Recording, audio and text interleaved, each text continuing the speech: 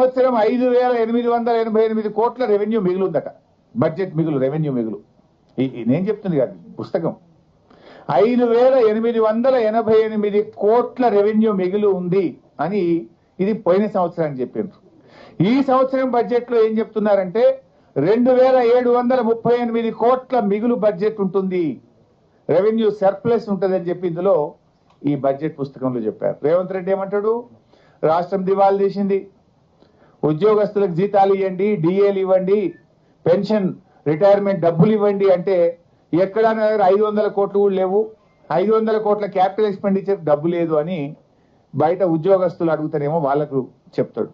కానీ budget book లో ఇది అసెంబ్లీలో పెట్టిన బడ్జెట్ డాక్యుమెంట్ అఫీషియల్. బయట అంటే నువ్వు రాజకీయం కోసం నీకు ఇష్టం ఉన్న వాళ్ళకి పైసలు ఉంటాయి, నీకు ఇష్టం లేకపోతేనేమో లేవు అంటావు.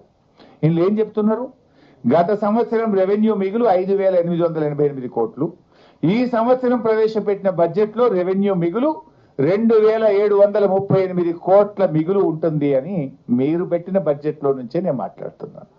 మరి రెవెన్యూ సర్ప్లస్ లేట్, మరి ఇక దివాలా తీసిందంటావు. నీ మైండ్ దివాలా తీసిందా, రాష్ట్రం దివాలా తీసిందా? రాష్ట్రం దివాలా తీస్తే బుక్ లో ఉండాలి కదా.